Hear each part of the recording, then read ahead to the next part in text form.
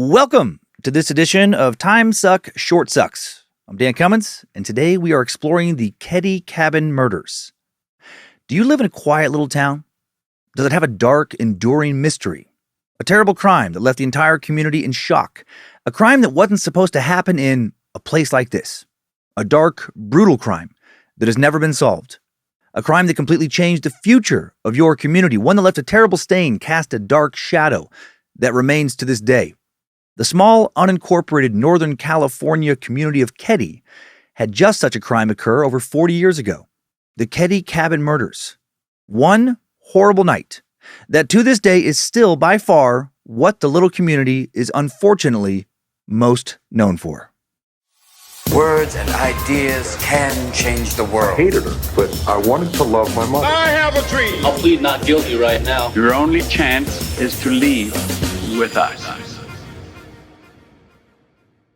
Prior to April 11th, 1981, the worst Saturday night in the community's history, life was simple in the small resort community of Keddie. Not even a town, Keddie was and still is a census-designated place in the truly beautiful, picturesque Plumas County, California. Plumas County, named for the Spanish Rio de las Plumas, the Feather River which flows through it, is located just northwest of Lake Tahoe, in between Reno, Nevada, and Redding, California, at the northern tip of the Sierra Nevada mountain range. Prior to gold strikes in 1848, bringing in European Americans, small decentralized tribes of mountain Maidu people lived in the area for centuries, subsisting on everything from roots, acorns, grasses, and seeds to fish and big game like deer and elk. The mountainous, heavily forested, rugged area has always been sparsely populated. As of the last census count in 2020, despite having over 2,500 square miles of land, less than 20,000 people live in Plumas County. The largest community in the entire county is East Quincy, with just roughly 2,500 people. Keddie now only has around 60 people, down from close to 100 at the time of the murders.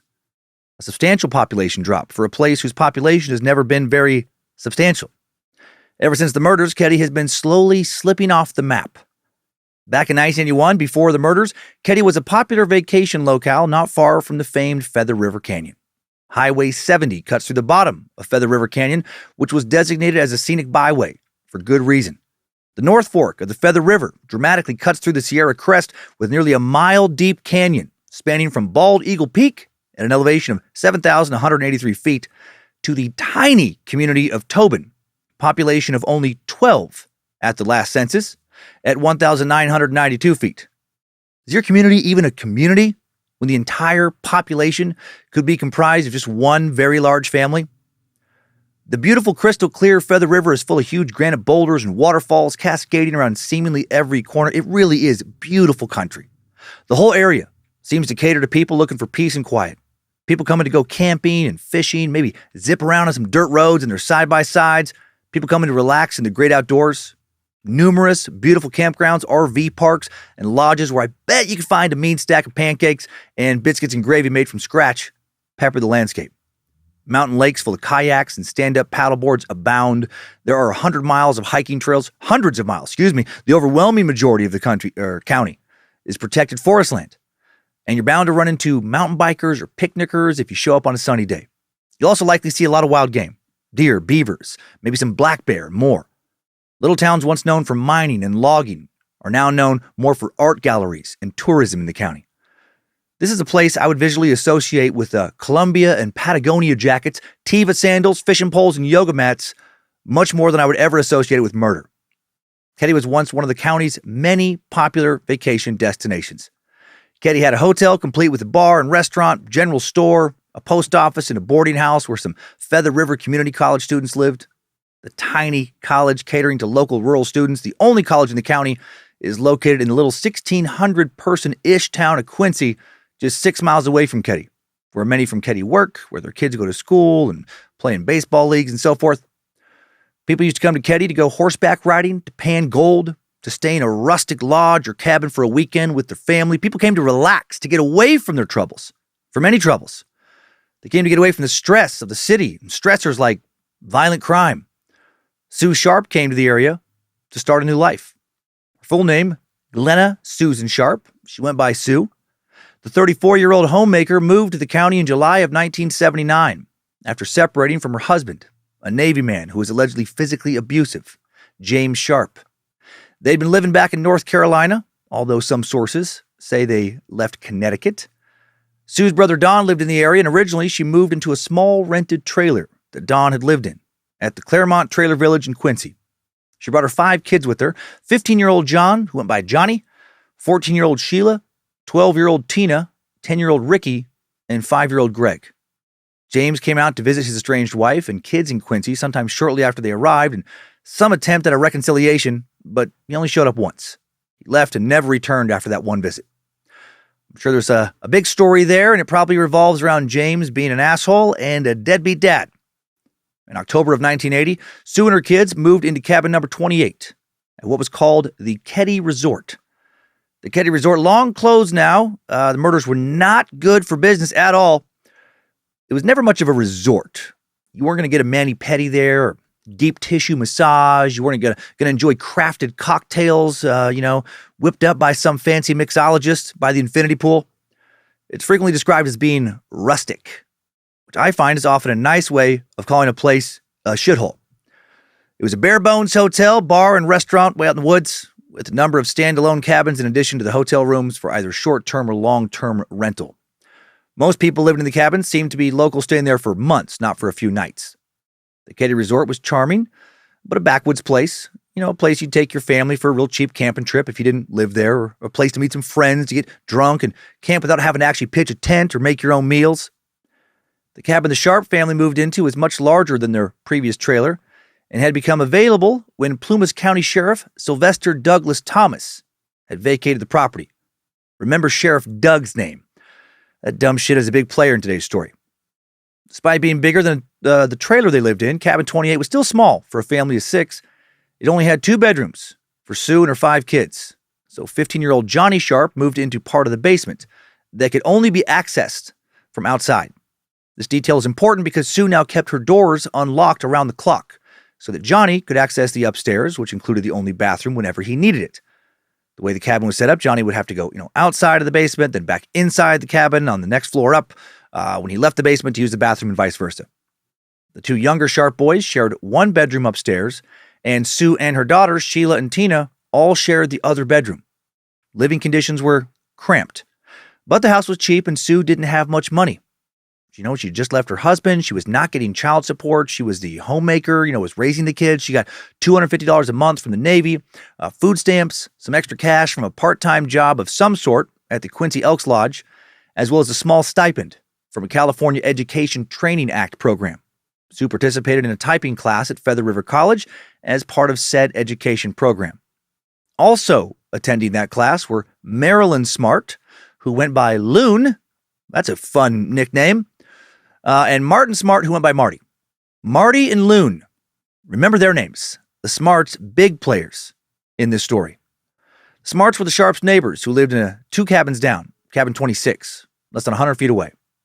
Marilyn and Marty lived in a cabin with Marilyn's sons, Justin and Casey.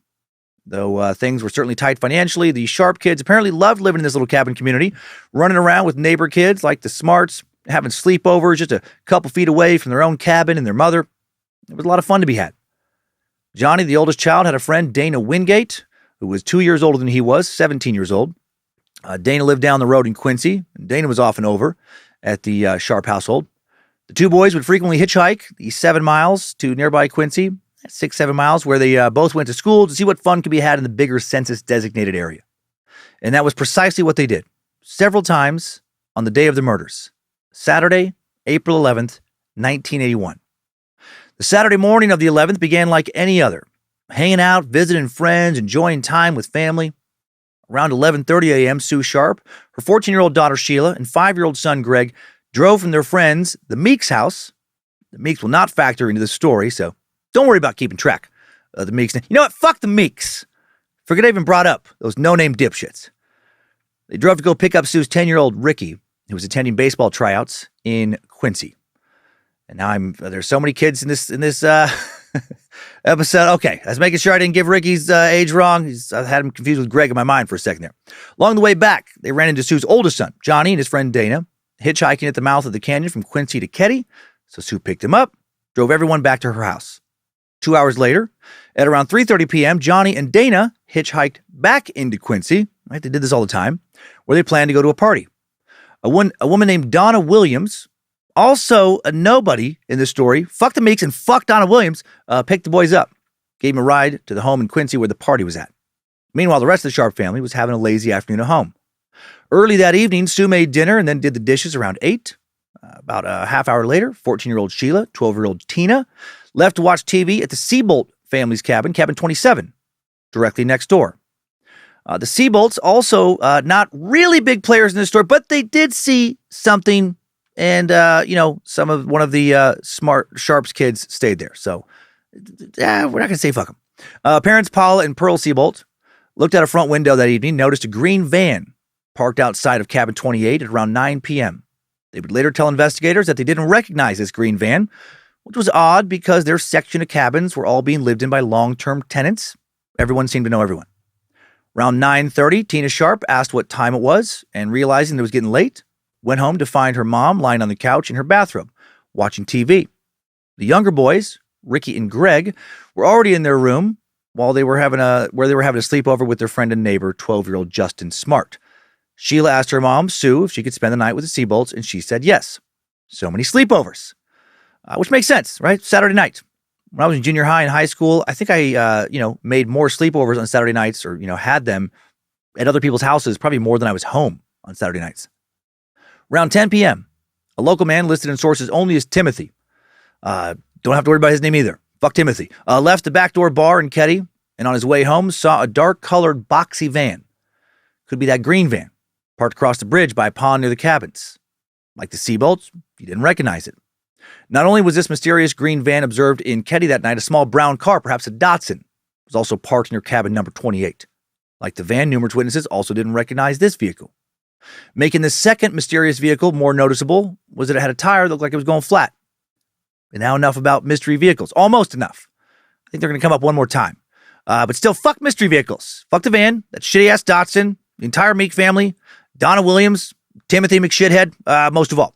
But for real, the vehicles won't really factor into the story further, other than they seem to distract investigators from who clearly should have been the primary suspects. At the Seabolts, in cabin 27, Sheila Sharp goes to sleep around 11 p.m. Her sister had gone back home, just her having a sleepover. Right around that same time, a man named Donald Davies, also don't care about his name, but drives by cabin 28, notices that the front porch light was not on, which was unusual because Sue typically always kept her front porch light on at night when her son Johnny was still out and about, which he was.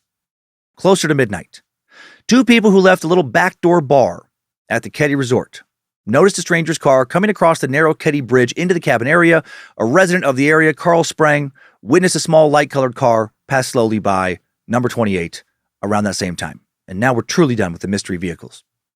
And at the backdoor bar that night, Loon Smart, Justin's mother, would later say she overheard something very strange. She said two men were talking, and one of them said, "Yo, Bo, let's go." Then the other man replied, "Just a minute. I'm so mad.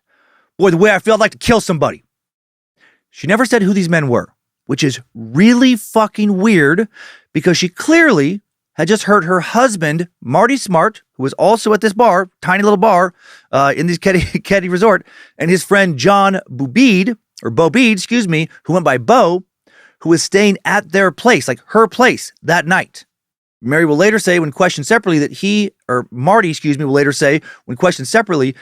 Bo first met a few weeks earlier at the Veterans Administration Hospital, where they were both receiving treatment for PTSD, post-traumatic stress disorder.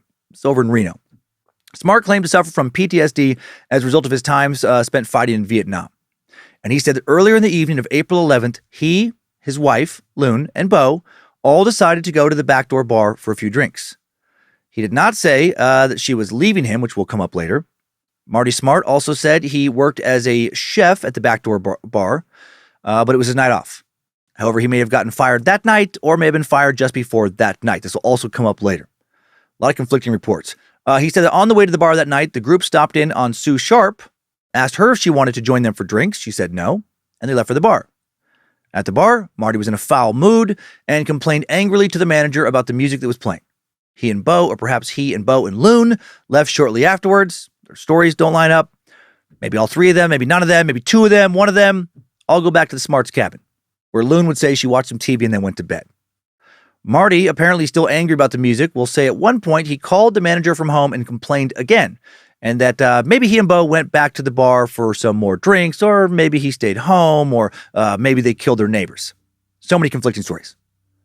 Moving away from the Smarts now, at around 1:30 a.m., fellow Keddie Resort resident Michael Plyer was awakened by his girlfriend, Barbara Meyer, in their cabin, which was within just 10 feet of the Sharp cabin, according to several sources. Listen, she whispered. He did, and they both thought they heard muffled screaming. It was hard to tell where it was coming from. After a while, it stopped, and Michael and Barbara went back to sleep. And now we're on to the following morning, the morning after the murders.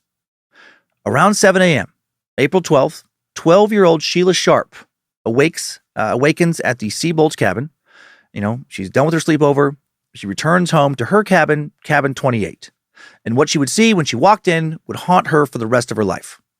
Lying on the couch in the living room was her mother, Sue, who had been bludgeoned with a claw hammer. Her bloody body was partially covered by a yellow blanket. She was still wearing her bathrobe. Her underwear had been removed and stuffed into her mouth. Also in her mouth was some balled up medical tape, and she'd been gagged with a blue bandana as well. An electrical extension cord was wrapped around her legs and ankles.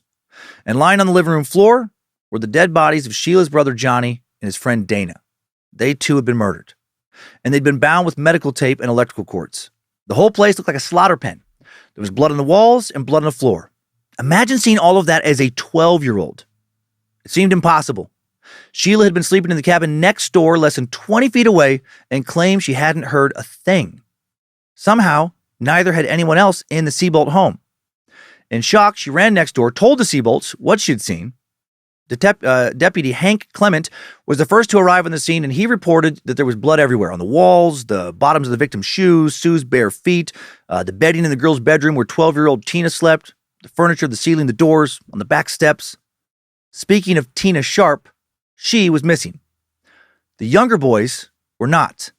Shockingly, both younger Sharp boys, Ricky and Greg, and their friend and neighbor, Justin Smart, were unharmed and still asleep in a back bedroom in the cabin where the murders occurred. They'd apparently slept through the murders, which makes no sense at all. Lot of hard sleepers in this short suck, like a preposterous amount. I didn't know the time suck character Sleepy Greg had so many family members living in Keddie, California. In addition to being bludgeoned with a claw hammer, Ricky and Greg's mom, Sue, had been stabbed in the chest and slashed across the throat. The stab wound passed through her larynx and nicked her spine. I say slash, it seemed more like a horizontal slab from what we were able to tell. Yeah, just like stabbed across her throat, kind of diagonally into her throat, I guess. Also on the side of her head was an imprint matching the butt of a Daisy 880 Powerline BB pellet rifle. How had she been beaten like that quietly? Her son Johnny's throat had been slashed, and Johnny's friend Dana had multiple head injuries from being beaten with the claw hammer, and he had been strangled to death. Making all of this so much stranger, when you think of how many people slept through this shit, it appeared that whoever had done this had somewhat taken their time. The house's telephone had been taken off the hook, the cord cut from the outlet, the drapes had all been closed. So what the hell happened? I mean, the house was unlocked, so anyone could have just walked in. Tina was, of course, believed to have been abducted. The FBI would oversee the investigation into where she'd been taken. Local police initially thought the murders were connected to drugs. Sue was a single mom struggling to raise 5 kids. Did she maybe venture into dealing out of desperation? Or were Johnny and Dana selling drugs? That could account for all the trips back and forth to Quincy.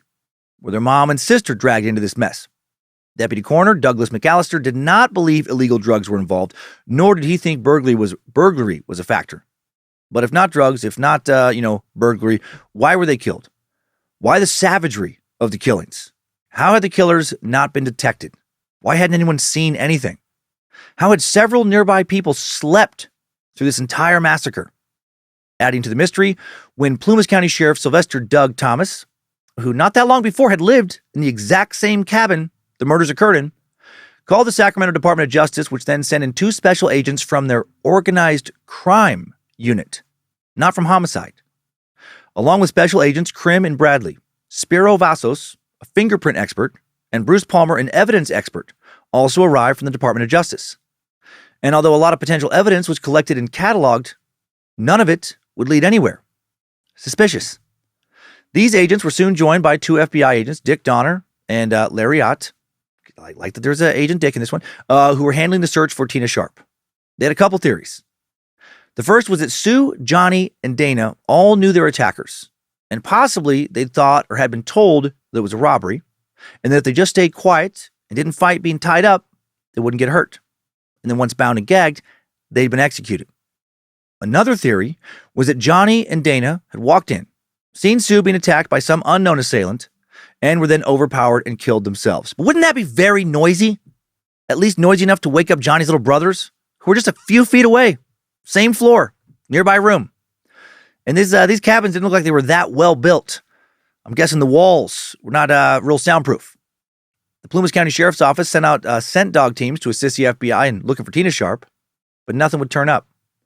This led investigators to deduce that Tina had been driven away from the scene of the crime, rather than dragged from the cabin and down the street where her scent would still be apparent. Cue intense focus on those mystery mobiles.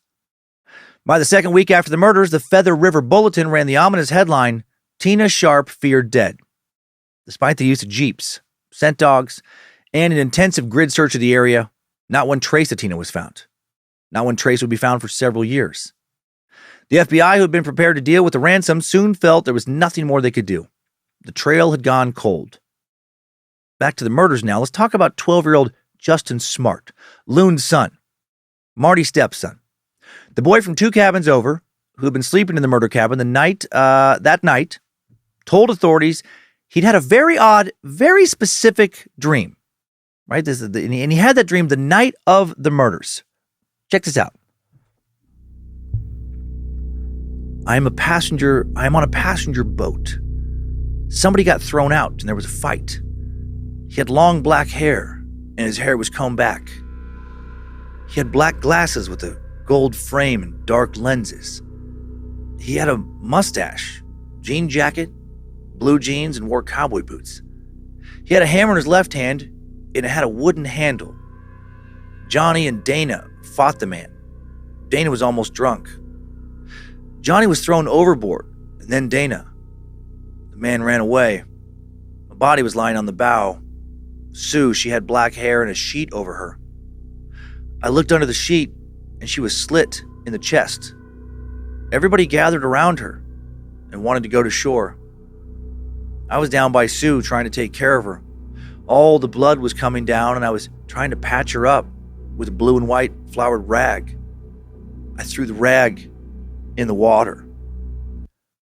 That's a pretty strange dream. A lot of details corresponding to the murder that happened a few feet from this kid. Later, Justin did tell a polygraph operator, not surprisingly, that maybe he didn't have a dream. Maybe he actually had witnessed the murders. But then that testimony differed from his dream description. Justin said now that he had heard a noise and woken up, which would make sense. He said he then went to the bedroom doorway, peeked out into the living room. Sue was lying on the sofa. 2 adult males were standing in the middle of the room. One did have black hair, combed back, and dark glasses. The other one had brown hair, wore blue jeans and army-type boots. Justin said that Johnny and Dana then came in through the front door. And those descriptions, by the way, that he just gave will match up with Marty and Bo. Johnny began arguing with the 2 men. He said a fight broke out. Dana tried to get away, fled to the kitchen, but the brown-haired man struck him with a hammer, and Dana fell to the floor. Then the 2 men tied up Johnny and Dana. Justin went on to say that young Tina came out of her room, dragging a blanket and asking, "What's going on?" The 2 men then rushed forward, grabbed Tina by the arm, dragged her out the back door. Justin claimed that Tina was crying out for help. And again, how did no one hear that? How did that not wake up her 2 brothers who were sleeping in the same room as Justin?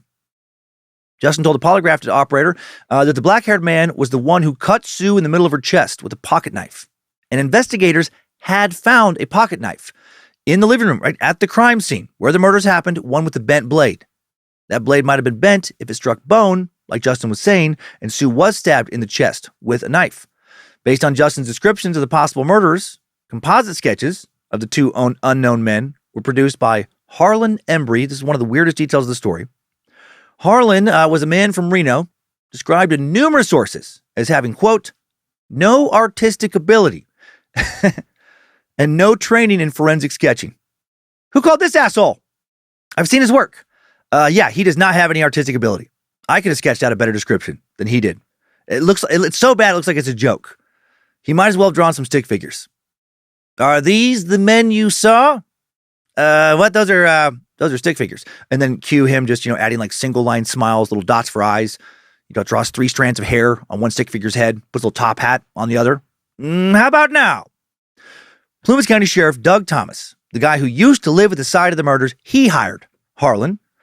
Sheriff Thomas was botching this investigation. It has never been explained why, with access to the Justice Department's and Federal Bureau of Investigation's top forensic artists, Sheriff Thomas would choose to use an amateur from Reno who sometimes would volunteer to kind of help local police. Years later, in 2016, Plumas County Special Investigator Mike Gamberg will admit that the investigation was a complete shit show. He would say you could take someone just coming out of the academy and they'd have done a better job. Then another interesting piece of evidence coming up from another smart, Justin's mother, Marilyn, a.k.a. Loon. Loon told authorities now that her husband and Justin's stepdad, Marty Smart, hated Johnny Sharp with a passion. Loon also claimed that Marty had burned some item, she said, in their fireplace. Not a piece of firewood, I'm guessing.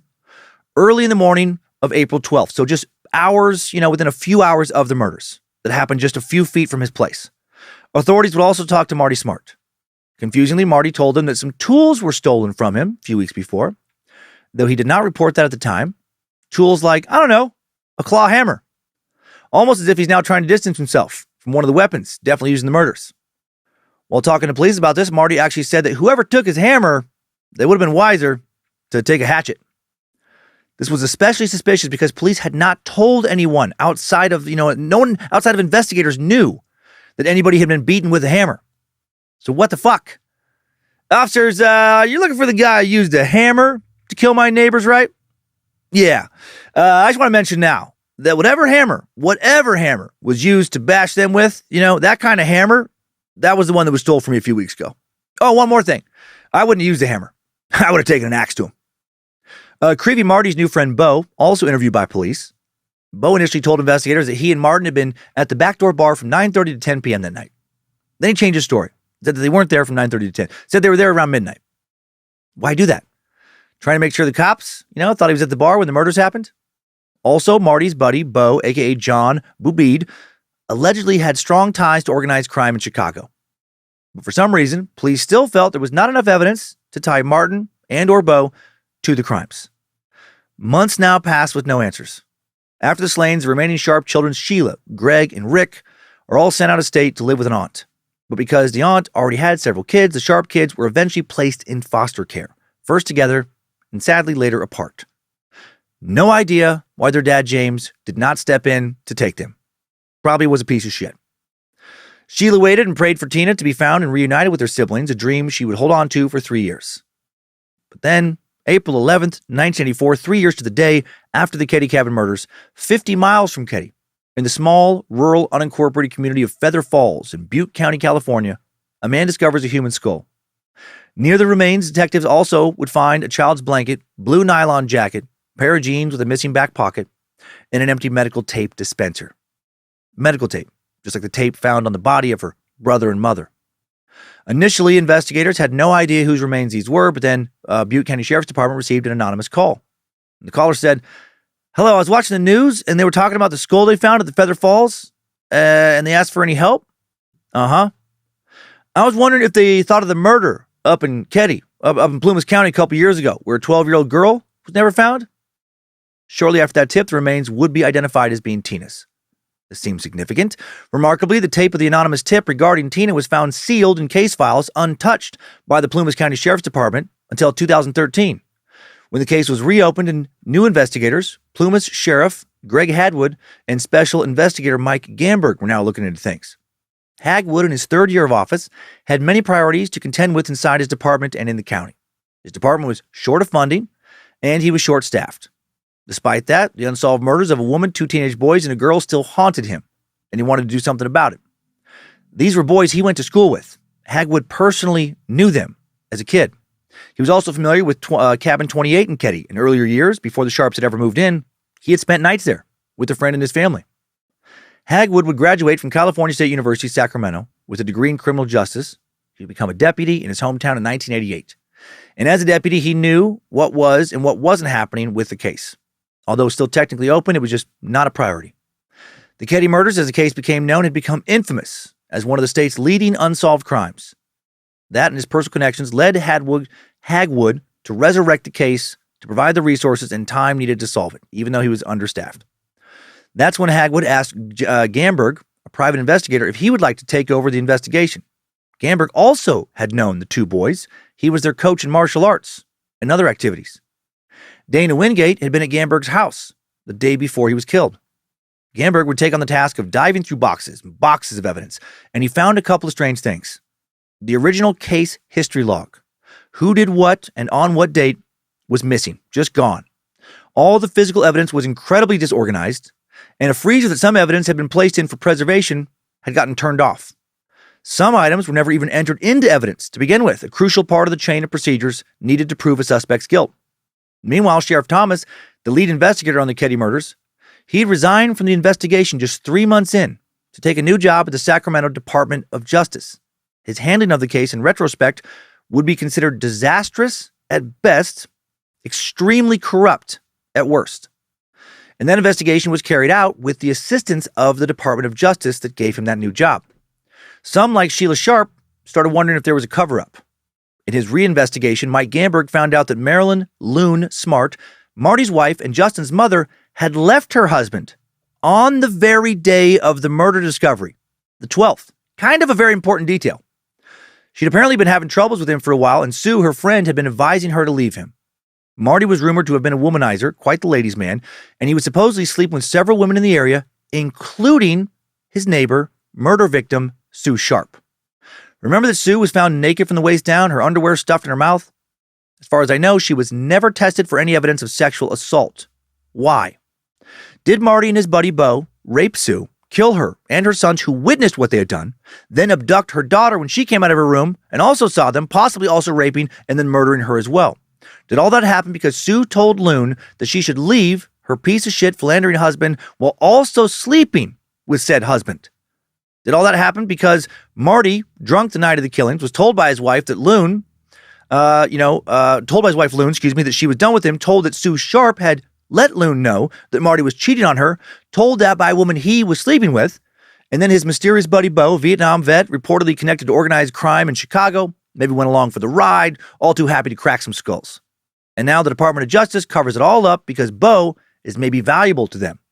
And they give Sheriff Thomas a new job to pay him back for helping them cover up murders in Keddie. Let's say Marty did do it. He did seem to have been a hothead. Loon's aunt, Joan Andrews, would remember how Marty had a disagreement with his dad once in Phoenix and decided to make a bomb and blow his old man up because of it. He actually went to the store, bought the supplies needed to make the bomb, but then calmed down and changed his mind, I guess. Andrews also said that while Marty and Loon were living with her, she allegedly saw Marty practice throwing a hatchet quite a bit, and he kept the hatchet in his residence and also tried to purchase numerous guns during that time. And Andrews also said that Marty, the hothead womanizer with PTSD, quote, spent a considerable amount of time reading the Bible and was fanatical about other people's morals. This dude sounds fantastic. A very stable, solid piece of work. Then Loon would say that that Marty tried to run her and Justin over once, right? Marty, her husband. And then in 1980, the year before the murders, he had put a knife to her throat and threatened to kill her if she left him. A knife. He sounded guiltier by the second. Some sources state that Marty also lost his job as a cook at the backdoor bar, either right before the murders or possibly even the night of the murders. And perhaps the combo of losing his job and feeling like he was about to lose his wife, she would leave him the next day, caused him to crack. Perhaps his wife left him the day after the murders because she knew he did it. What was burning in their fireplace that morning? Now for the most damning evidence pointing to Marty. Decades after all of this in the original case files was a letter. This is so bad. Loon had provided Plumas County Sheriff's Department with the handwritten letter sent to her, handwritten. It's signed, I'm sure it had his fingerprints all over it, sent by her now estranged husband, Marty, who had moved to Klamath Falls, Oregon. And in it, at one point, he wrote, quote, I've paid the price of your love, and now that I've bought it with 4 people's lives, you tell me we are through. Great. What else do you want? That letter was sent less than 6 months after the murders. How the fuck was he not arrested? Some would say that Marty was referring to his wife and 3 children whom he had left for Marilyn, when she was still his girlfriend. Bullshit. Somehow that letter was not seen as a confession, nor was it ever followed up on during the original investigation. Cover up. That is seeming more and more likely. In a 2008 documentary about all this, Loon straight up said she thought her husband and his friend Bo were responsible for the murders. But former Sheriff Doug Thomas still held the belief that Marty did not commit the murders. As proof of this, he pointed out that Marty had successfully passed a polygraph test. But come on, we know those aren't reliable. And Marty and Sheriff Thomas reportedly were close friends. Marty also, according to some, had been dealing weed and hashish in the area, not Sue Sharp, as investigators led by Sheriff Thomas originally speculated. Making Marty look even guiltier, in 2016, Special Investigator Mike Gamberg met with a counselor at the Reno Veterans Administration. An anonymous counselor told him that in May of 1981, so just a month after the killings, Marty Smart literally straight up confessed to killing Sue and Tina Sharp. He supposedly said, "I killed the woman and her daughter, but I didn't have anything to do with the boys." But then when the Department of Justice was alerted to this confession in 1981, they completely dismissed it as hearsay, didn't follow up. Cover up. This is all so fishy. Many have speculated that the Department of Justice overlooked it because of Marty's friend Bo's connections to organized crime. There's been rumors that Bo was a highly valued snitch working with the Department of Justice, and because of his possible value to them, him taking part in some murders was overlooked. And then Marty also got away with the murders because you couldn't arrest and charge Marty and then not risk having him rat on Bo. And what about the hammer that Marty claimed was stolen from him?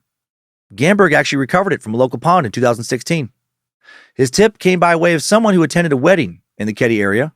A woman lost a ring, so the man returned with a metal detector in an effort to recover it. What he discovered was not the ring, but a hammer in a dried-up pond near the resort entrance.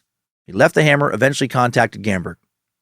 Gamberg and the unnamed man went to the pond. By then, it was full of water, but they did manage to recover the hammer, and it matched the physical description of the one Marty Smart said he had lost. The one he almost certainly tossed into the pond after using it in the murders. The pond is not far from the cabins. Would have been a natural place to ditch a murder weapon. Someone leaving the murder scene could have easily tossed in the murder weapon, Gamberg thought. And yet there doesn't appear to be any evidence that special agents or anyone from the sheriff's office checked the pond for evidence in 1981. Why not? To Gamberg, it is crystal clear that the DOJ and the Thomas Run Sheriff's Department did, in fact, cover up the murders. Gamberg alleges that Bo and Marty fit into a larger drug smuggling scheme that also involved the federal government. He says that Marty was, in fact, a known drug dealer. Bo was for sure connected to organized crime in Chicago with financial interests in drug distribution. This would explain why the Sacramento DOJ sent 2 allegedly corrupt organized crime special agents instead of agents from the homicide department. Also explains why Marty Smart and Bo simply were able to just leave town right after the murders. John Bo Bede, died in Chicago in 1988, and it's hard to find out much more about him. Marty Smart died in 2006. Neither man ever returned to Keddie after leaving within weeks of the murders.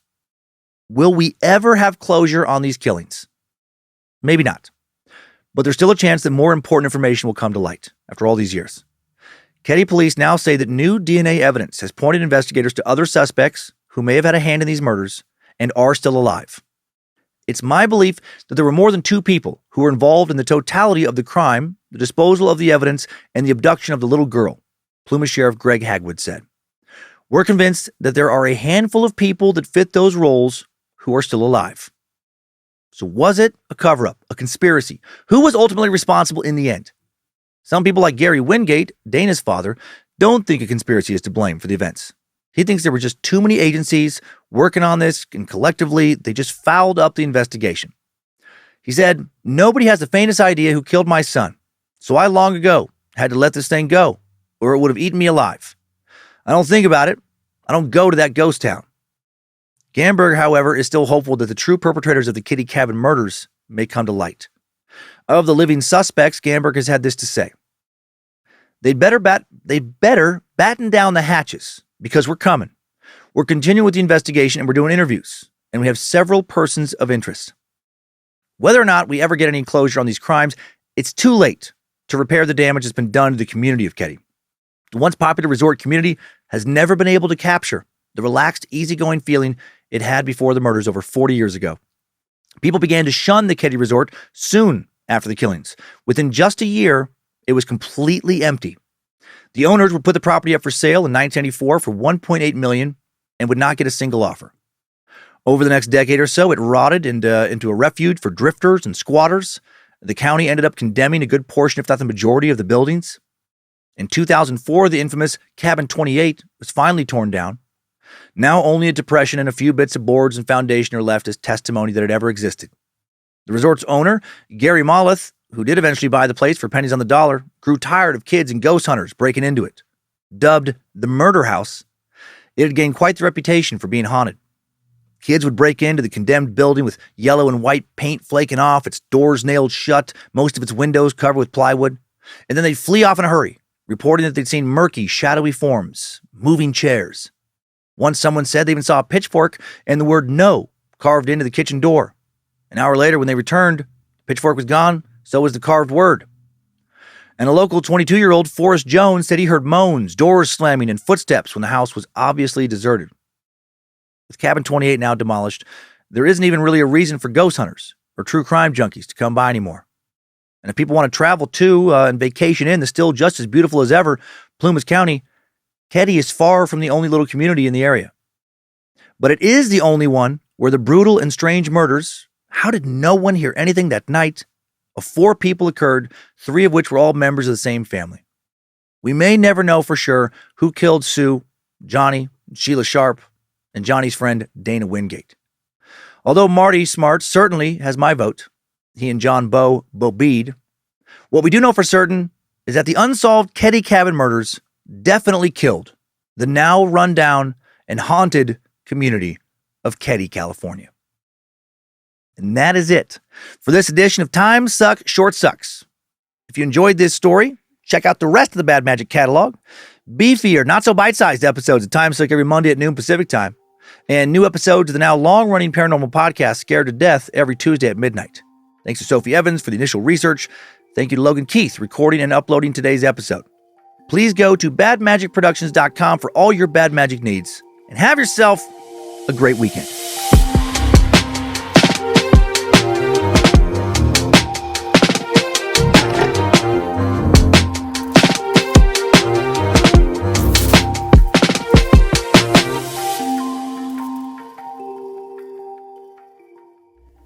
Bad Magic Productions.